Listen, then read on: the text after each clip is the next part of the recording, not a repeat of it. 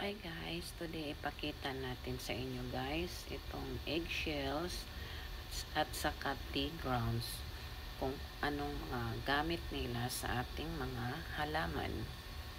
So yung mga eggshells guys, iniipon ko yan, and then after ko makaipon ng medyo marami-rami, saka ko sila bine-blend. Syempre ni-rinse natin muna to sila guys. Yan, then ilagay na natin dito sa ating blender. Maliit lang to na blender ginamit ko. Then saka i-blend natin yan sila guys.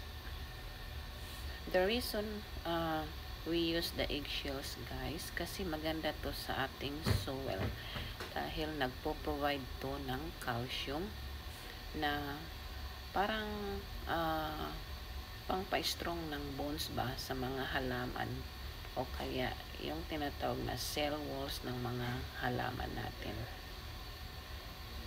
So after natin ma-blend guys, ita-transfer natin dito sa garapon. Dito ko iniipon yung mga eggshells ko na na-blend ko na.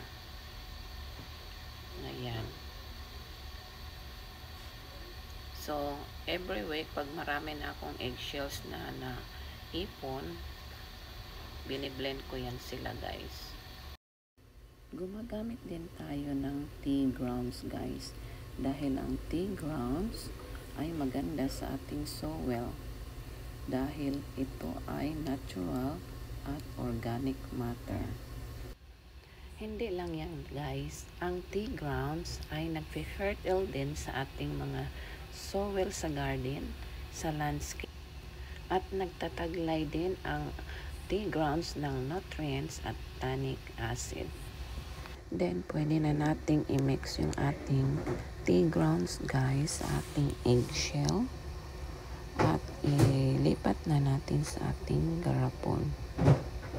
Yan, ilipat lang natin para ready na tayo maglagay sa ating mga halaman. Kuha na tayo ng kutsara. Gagamit tayo ng kutsara guys, para yun ang gamitin natin pangkuha ng powder na eggshells sa tea grounds. At lalagyan natin tong ating mga halaman. Konti lang guys. Yan. Konti lang. So, i-spread lang natin. Kung gusto nyo naman lagyan ng marami, okay lang din.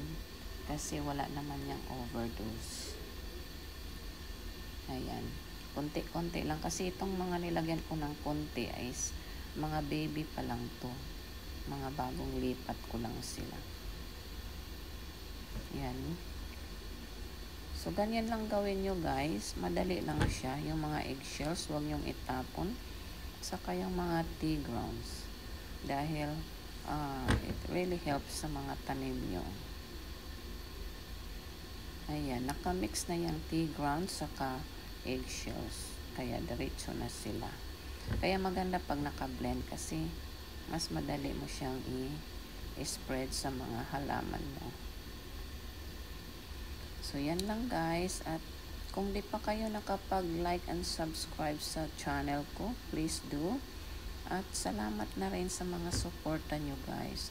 At sana abangan nyo pa ang aking mga susunod na video. Yan lang muna ang